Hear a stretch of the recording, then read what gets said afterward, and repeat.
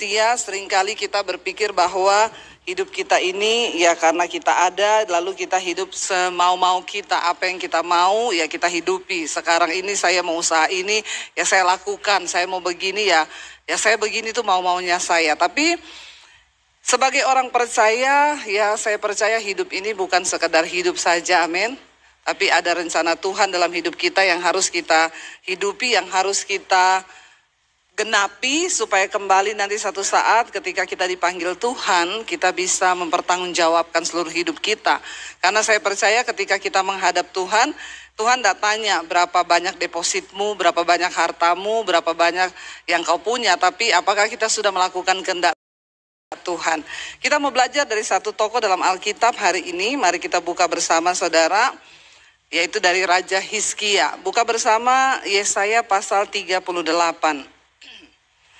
Yesaya pasal 38, kita akan belajar dari seorang raja yang bernama Hizkia, bagaimana dia itu hidup menyenangkan hati Tuhan dan melakukan apa yang berkenan kepada Tuhan. Raja Hizkia ini dia menjadi raja sejak umur 25 tahun. Siapa di sini yang umur 25? Tidak ada ya? Yang 52? Kita coba membayangkan ya, Hizkia umur 25 tahun. Diangkat Tuhan menjadi raja. Dan Hizkia ini dia hidup, kalau sudah baca di Alkitab, sangat terkenal dengan ketaatan di dalam hidupnya kepada Tuhan. Ketika dia diangkat Tuhan menjadi raja di usia 25 tahun, Hizkia ini seorang raja yang sangat berkenan pada Tuhan, saudara. Waktu dia naik menjadi raja, pertama kali yang dia lakukan apa? Dia menghancurkan semua tugu-tugu berhala. Penyembahan berhala di Israel. Itu yang pertama dia lakukan, ya. Dia percaya banget kepada Tuhan, dia sangat menghormati Tuhan. Makanya ketika dia diangkat menjadi raja, yang pertama kali dia lakukan adalah dia menghancurkan tugu-tugu berhala yang dibangun oleh nenek moyang. Lalu dia juga yang menghancurkan patung ular tembaga yang dibangun oleh Musa. Kalau saudara pergi ke Gunung Nebo di Israel, di sana saudara lihat itu patung tembaga itu hanya buatan, yang asli sudah dirobohkan. Sama siapa? Sama Raja Hizkia. Karena ketika itu dibangun pada zaman Musa, orang Israel datang ke sana mempersembahkan korban di patung itu. Dan itu menjadi sebuah penyembahan berhala yang Tuhan murka, yang Tuhan marah, saudara. Jadi ketika Hizkia menjadi raja, itu juga dirobohkan oleh Hizkia, ya. Dan Hizkia adalah seorang raja yang dipakai Tuhan untuk membebaskan bangsa Israel dari tangan Raja Sanherib, Raja Asyur. Ya, pada waktu itu ditaklukkan, saudara, oleh Asyur. Israel itu tidak berdaya. Tapi ketika Hizkia bangkit menjadi raja, dia seorang yang takut akan Tuhan. Dan Tuhan menyertai dia. Sehingga apapun yang dia lakukan dibuat Tuhan berhasil. Ya, jadi kuncinya kita ini harus takut Tuhan. Bilang kanan kirimu, hidup takut Tuhan kau. Ya, supaya kau disertai dan diberkati Tuhan. Kita baca bersama Yesaya 38. Judul perikopnya Hizkia sakit dan disembuhkan, saudara. Kita mau lihat kenapa Hizkia itu diberkati Tuhan, bahkan doanya dijawab. Baca bersama ayat yang pertama. Pada hari-hari itu Hizkia jatuh sakit dan hampir mati.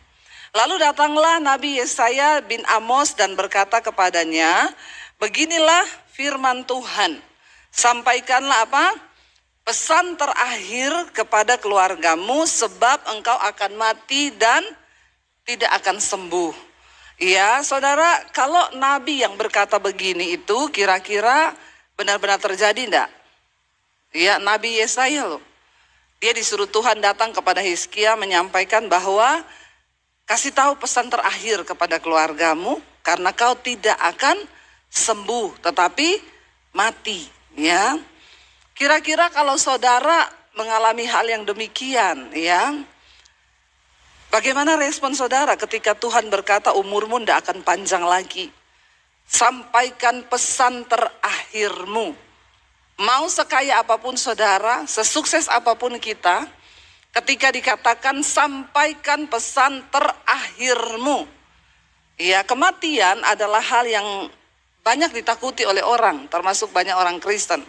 Siapa yang takut mati? Angkat tangan. Yang sudah siap mati, angkat tangan. Yang bingung, angkat kaki.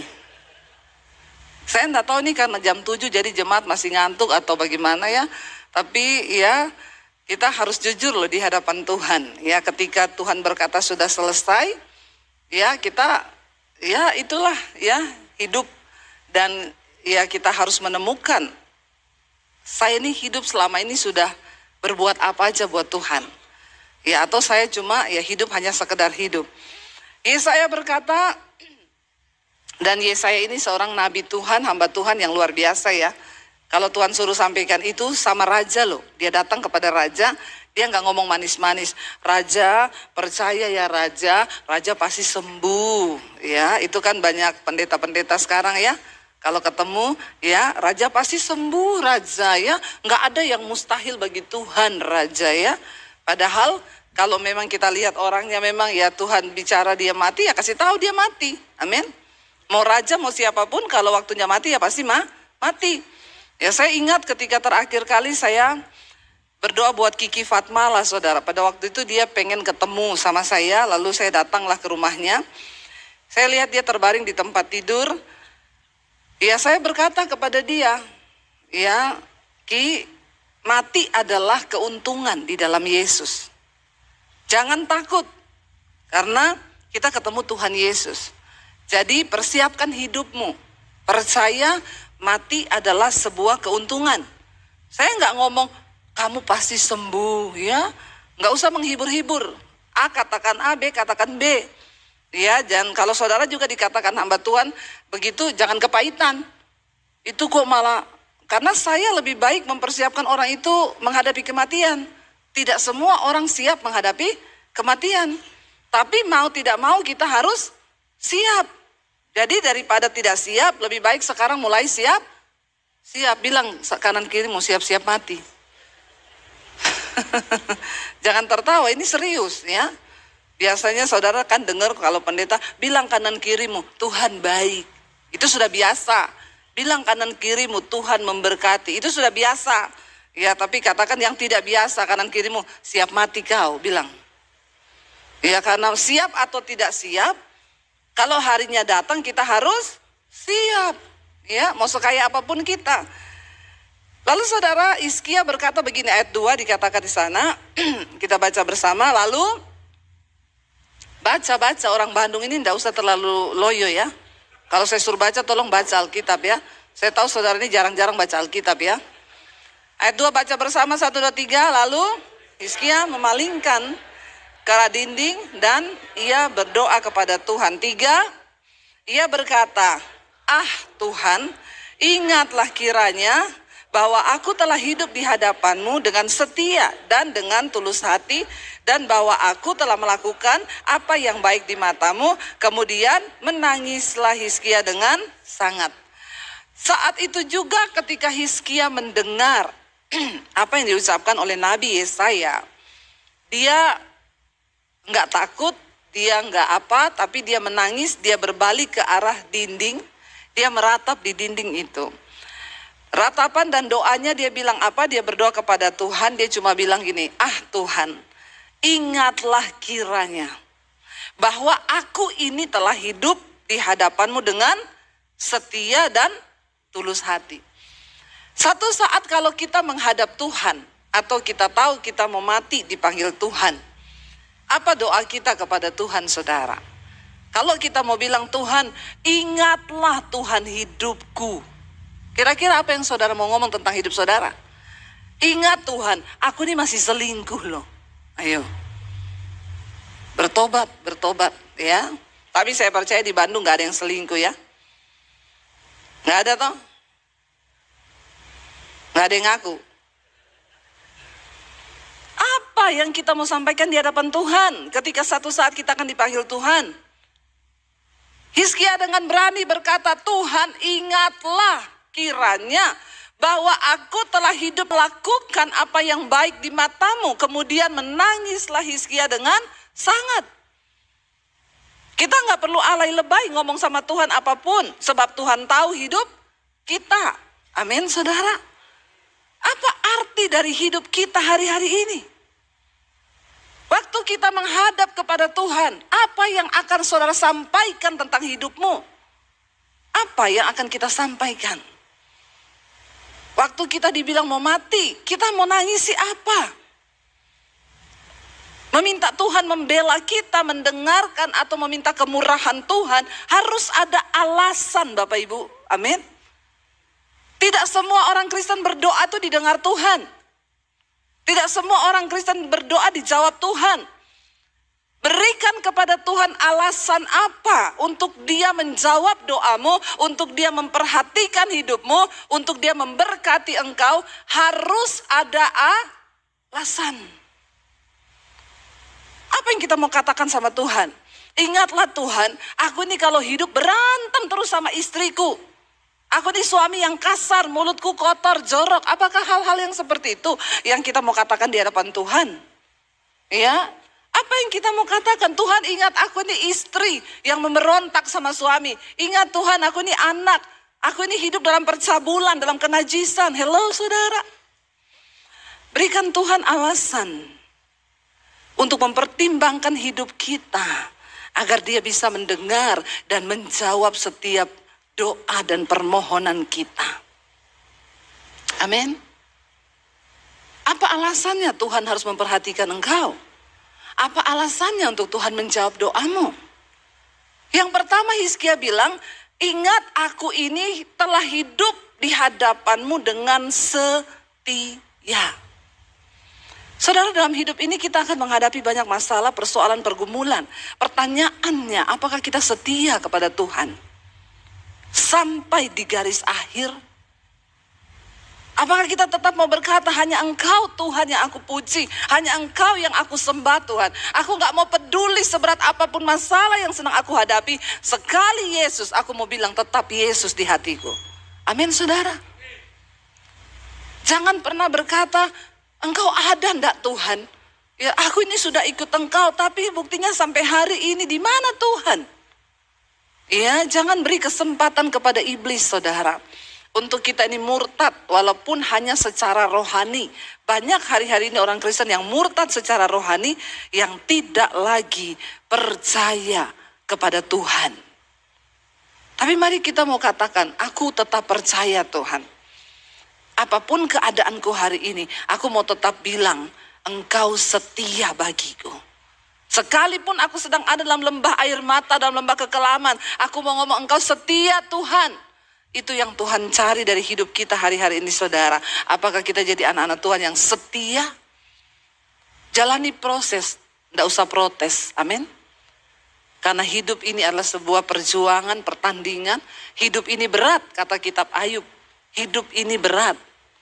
Ya, kalau sederhana itu rumah makan Padang. Bukan hidup.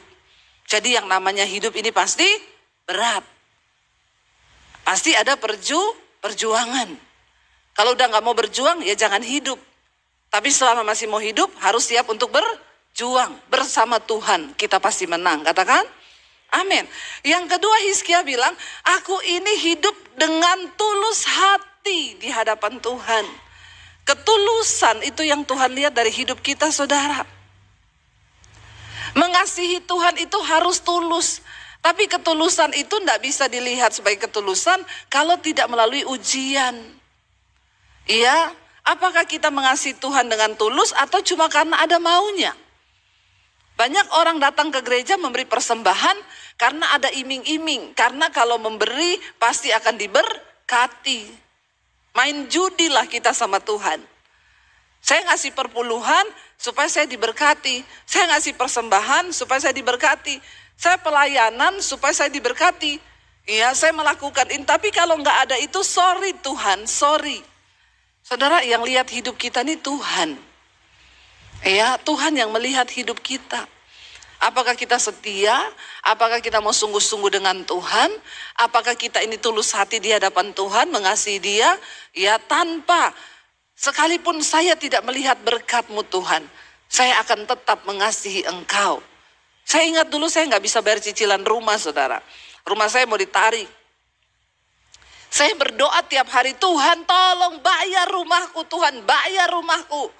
Tiap hari saya berdoa, bayar rumahku. Nggak ada jalan keluar, saudara.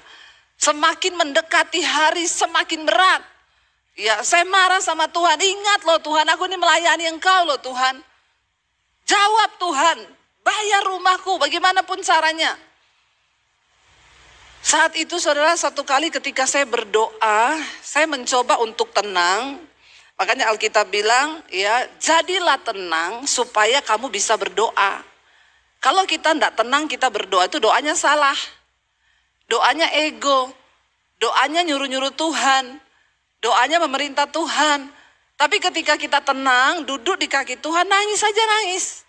Lalu saya mulai mencoba membuka hati dan berkata, Tuhan, apa yang sedang Engkau mau dari hidupku? Ajar aku Tuhan, untuk melakukan apa yang berkenan di mata-Mu Tuhan. Tadinya saya berdoa begini, Tuhan, saya sudah bersaksi loh kemana-mana saya beli rumah. Kalau sampai rumah ini tidak bisa bayar lalu ditarik orang sama saya, siapa yang malu Tuhan? Kau loh Tuhan yang malu. Betapa kurang ajarnya saya. Ya, saya mau tanya saudara, Tuhan malu apa enggak karena kita? Ya kitalah yang malu, bukan Tuhan. Ketika saya akhirnya mencoba menenangkan hati, duduk di kaki Tuhan dengan ketulusan, mencoba mengerti apa yang Engkau mau dari persoalan yang saya hadapi Tuhan. Apa rencanamu, apa kehendak-Mu dari persoalan ini? Kasih tahu sama saya Tuhan, supaya saya mengerti. Ampuni saya selama ini kalau saya salah berdoa. Lalu Roh Kudus mulai bicara di situ. Kenapa kamu berdoa bilang aku akan malu kalau rumahmu ditarik? Aku Tuhan, aku mulia, aku agung, aku itu mulia, keagunganku itu melampaui segala-galanya. Jadi kalau rumahmu ditarik, aku tidak akan pernah dipermalukan. Yang malu itu kau, bukan aku. Hello? Jadi tidak usah menodong-nodong Tuhan. Ngomong Tuhan malu, padahal yang malu kita. Tuhan itu melihat sampai kedalaman hati. Akhirnya saya mulai menangis saudara di situ. Tiba-tiba saya menaikkan satu pujian. Saya mulai menangis dengan air mata yang bercucuran. Saya bertobat. Saya bilang, Tuhan, saya nyanyi. Sekalipun kau tak menjawabku, sekalipun kau tak lepaskanku, namun ku akan tetap menyembah-Mu, takkan ku tukar dengan apapun. Saya bilang, Tuhan, walaupun kau tidak jawab doaku, walaupun kau tidak lepaskan aku dari masalahku ini, aku mau tetap bilang, aku akan tetap menyembah-Mu, sebab Engkau Tuhan, Juru Selamat, kekasih, pengharapan bagi hidupku. Katakan, tepuk tangan dong. Tolong jemaat Bandung agak bersemangat ya. Saya ini sudah berkeringat loh ini. Walaupun masih pagi, ayo kita semangat bagi Tuhan. Amin. Ketulusan kita mengikut Tuhan ini karena apa? Apa karena kita mengharapkan sesuatu dari Tuhan? Kalau Tuhan udah gak jawab ya sudah. Bahkan banyak suami yang saya dengar kalau istrinya berdoa, doa terus kau. Emang Tuhanmu mau jawab utang kita? Peret banget kayak begini. Bertobat saudara ya. Bertobat. Jangan pernah engkau mengecilkan Tuhan hanya karena persoalan yang engkau hadapi. Dia tetap Tuhan. Dan itu gak akan merubah kemuliaannya. Kitalah yang harus berubah. Waktu saya mulai mengubah doa saya mulai pasrah dan bilang, Tuhan, dulu saya juga gak punya rumah. Jadi sekarang kalau rumah ini mau diambil, ambil Tuhan. Aku tetap bilang Tuhan baik. Waktu saudara, sikap hati kita berubah di hadapan Tuhan. Tuhan melihat ketulusan hati kita. Tiba-tiba Tuhan jawab. Ya, ketutup saudara sisa utang saya, bukan cicilan. Saya kan berdoa buat bayar cicilan. Ditutup sama Tuhan sisa 400 juta, selesai bulan itu juga. Bukan cicilan. Lihat cara kerja Tuhan. Lalu akhirnya saya pengen jual. Saya cuma hubungi satu jemaat yang saya nggak tahu rumahnya di mana, Bu. Ibu bisa tolong saya nggak minta uang sama ibu. Beli rumah saya, Bu. Soalnya rumah ini kalau nggak saya jual akan ditarik, saya udah nggak bisa bayar. Berapa Bu Debbie? Ya nanti kalau laku kita jual lagi, nanti keuntungannya. Karena kalau saya jual itu untungnya sudah 2 kali lipat, Bu. Tapi kalau cuma ditarik, saya rugi Bu. Ya udah, Ibu tombok dulu sisanya 400 juta, nanti setelah itu sertifikat saya serahkan Ibu, kita jual. Ini kalau dijual, nanti keuntungannya kita bagi 2 Bu. Saya kembalikan uang Ibu, sertifikat Ibu bawa.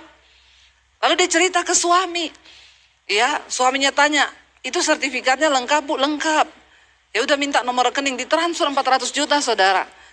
Waktu saya ambil sertifikat, saya tanya, Bu, maaf alamat rumah Ibu di mana ya? Saya mau antar sertifikat ini sambil nanti kita jual.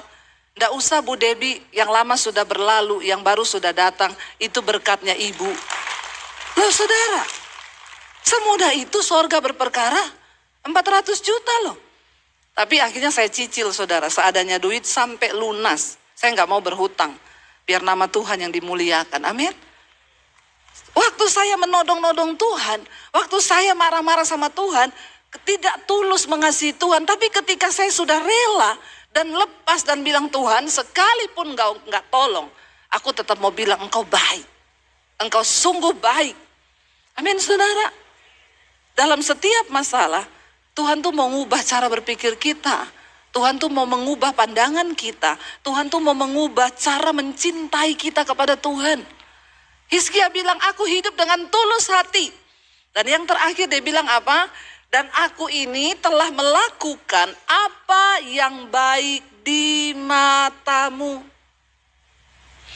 Hizkia nggak nangis dengan alay, Tuhan ingat loh anakku masih kecil-kecil loh Tuhan. Enggak. Dia cuma ingatkan Tuhan. Ini loh alasan untuk engkau beri dan jawab doaku, perpanjang umurku. Amin saudara. Aku hidup melakukan apa yang baik di matamu. Apakah kita sudah hidup melakukan apa yang baik di mata Tuhan hari-hari ini? Atau kita melakukan apa yang jahat di mata Tuhan? Kepahitan, kebenci orang, sirik, dengki, gak mau berdamai. Hidup dalam kenajisan, percabulan, perselingkuhan. Apa yang kita hidupi hari ini? Apakah kita melakukan apa yang baik di mata Tuhan? Kita belajar saudara. Kalau apa contohnya Bu melakukan apa yang baik? Hari ini kau sedang bermusuhan dengan keluargamu. Alkitab bilang berdamai, ampuni orang yang menyakiti kau. Lalu kita berkata, Tuhan sebenarnya berat bagiku. Tapi karena Tuhan yang suruh, aku mau melakukan apa yang baik di matamu Tuhan. Aku ampuni iparku itu. Aku ampuni mertuaku itu. Aku ampuni adikku itu. Amin saudara. Itu engkau melakukan yang baik di mata Tuhan. Jangan cuma lakukan apa yang baik di mata manusia. Hari ini saudara, kita diberi waktu hidup. Sehari 24 jam. Berapa banyak jam yang saudara beri untuk Tuhan? Dan engkau tidak dipanggil hanya jadi jemaat gemuk di dalam gereja. Yang setiap minggu datang cuma mau dipuaskan rohaninya. Tapi engkau mulai harus bergerak menjadi jemaat yang melayani. Katakan amin. Layani Tuhan saudara. Iya. Kalau saudara punya talenta apa, datang di gereja, aku mau melayani. Kalaupun gak di gereja, di luar gereja, jadilah berkat hidupmu. Yang bisa dibaca oleh semua orang, yang mulai berkata, Tuhan apa yang bisa aku lakukan untuk kerajaanmu? Sebab ketika kita menghadap Tuhan satu saat nanti, ya yang Tuhan tanya, apa yang sudah kau lakukan bagiku? Marilah kamu, hai anak-anakku, yang melakukan kehendak Bapa. Itu kan yang Yesus katakan. Pada akhir zaman nanti banyak orang akan datang ngaku-ngaku, Tuhan aku melakukan mujizat demi namamu. Aku usir setan demi namamu. Aku bangkitkan orang mati demi namamu. Tuhan bilang, enyah engkau semua daripadaku. Aku tidak mengenal engkau, sebab engkau pembuat kejahatan. Tapi Yesus bilang, tapi aku akan berkata begini, marilah kamu yang melakukan kehendak Bapa, ayo masuk dalam kerajaanku yang mulia. Jadi saudara, pada akhirnya yang Tuhan cari dari hidup kita, apakah kita menjadi orang-orang yang melakukan kehendak Bapa, apa yang baik di mata Tuhan. Kalau kau tahu kita harus hidup dalam kekudusan, jangan bersinah, ya bertobat, tinggalkan. Ya, kalau kau tahu rokok itu tidak berkenan pada Tuhan, ya tinggalkan, berusaha, berjuang. Karena kita mau menyenangkan hati Tuhan, melakukan apa yang baik di mata Tuhan? Suami-suami, bukankah engkau pengen istrimu melakukan apa yang baik di matamu? Istri-istri juga begitu kan?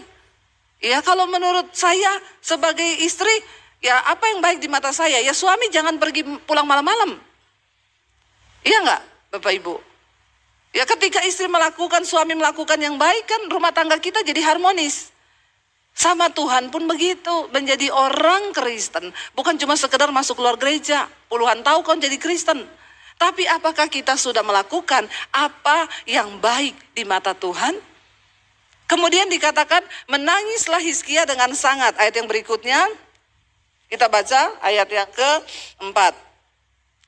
Maka berfirmanlah Tuhan kepada Yesaya, pergilah katakanlah kepada Hizkia, beginilah firman Tuhan Allah Daud bapa leluhurmu. Apa? Telah kudengar doamu dan telah kulihat air matamu. Sesungguhnya aku akan memperpanjang hidupmu 15 tahun lagi. Dan aku akan melepaskan engkau dan kota ini dari tangan Raja Asyur.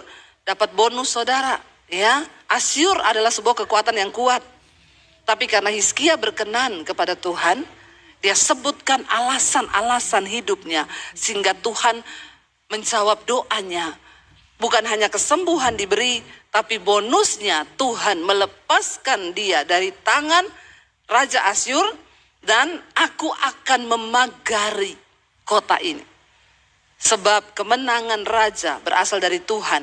Inilah yang akan menjadi tanda bagimu bahwa Tuhan akan melakukan apa yang telah dijanjikannya. Dan lain sebagainya saudara bisa baca. Saudara, doa Hizkia adalah doa yang tokjer. Saat dia berdoa, saat itu juga Tuhan jawab. Yesaya belum sempat pulang ke rumah. Berbalik sama Tuhan, disuruh balik kembali ke istana. Aku mendengar doa Hizkia. Aku melihat air matanya. Pulang kembali. Sampaikan, aku akan memberi dia umur panjang 15 tahun lagi, diberi kesempatan, ya lalu aku beri bonus. Aku akan lepaskan bangsa ini dari tangan Raja Asyur. Bukan dengan peperangan, bukan dengan perjuangan, bukan dengan kekuatan militer, tapi cuma dengan perkenanan Tuhan. Saudara, di hidup ini, kita butuh perkenanan Tuhan. Jangan coba hidup dengan kekuatanmu. Jangan coba berjuang dengan kemampuanmu.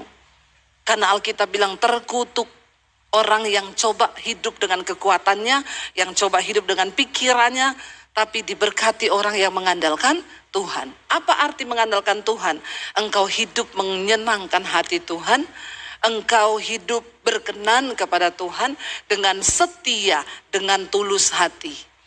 Ketika hari ini engkau sedang ada pergumulan dalam hidupmu, pakailah kesempatan itu untuk membuktikan kesetiaan dan ketulusan hatimu di hadapan Tuhan. Maka cepat atau lambat, Tuhan pasti akan mendengar setiap doa-doa kita. Amin. Niko, waktunya sudah habis ya. Habis waktu. Saya undang para imam musik maju ke depan. Saudara, kita percaya bersama-sama bahwa ya apapun yang kita lakukan di hidup ini, Tuhan itu Tuhan yang melihat hidup kita. Persoalan, tantangan, pencobaan, pakai itu menjadi satu kesempatan untuk kita mendapatkan perkenanan Tuhan. Waktu saudara dapat perkenanan Tuhan, saudara dapatkan segala-galanya. Saya mau kasih contoh perkenanan Tuhan itu begini saudara. Roket itu kalau ditembakkan keluar angkasa, dia harus powerful, semua kekuatan dikerahkan. Kenapa? Karena dia harus berhadapan dengan gaya gravitasi bumi yang selalu punya kekuatan untuk mendorong semua benda yang naik itu akan dijatuhkan. Nah, untuk naik ke atas mencapai luar angkasa, dia menembus atmosfer bumi ini, itu ada satu kekuatan yang besar yang akan menjatuhkan dia. Dia kerahkan seluruh kekuatannya, powerful. Tapi waktu dia sudah tembus atmosfer bumi saudara, roket itu tidak perlu kekuatan lagi, dia tinggal mengorbit. Cuma memang banyak yang gak kuat ketika mau menembus atmosfer bumi ini. Banyak yang meledak karena gak kuat. Mencapai perkenanan Tuhan seperti itu. Dalam hidup ini kita punya banyak pergumulan yang ingin menjatuhkan iman kita. Tapi tetaplah kuat dalam Tuhan. Sampai engkau mencapai perkenanan Tuhan. Waktu kau sudah dapat perkenanan Tuhan, Hizkia tidak perlu bertempur melawan Raja Asyur. Karena Tuhan yang beri kemenangan itu. Kita mau katakan di hadapan Tuhan, sekali Yesus tetap Yesus. Dalam segala keadaan, kita mau percaya bahwa Dia Tuhan yang mengasihi kita dan kita harus tulus mencintai Dia. Amin.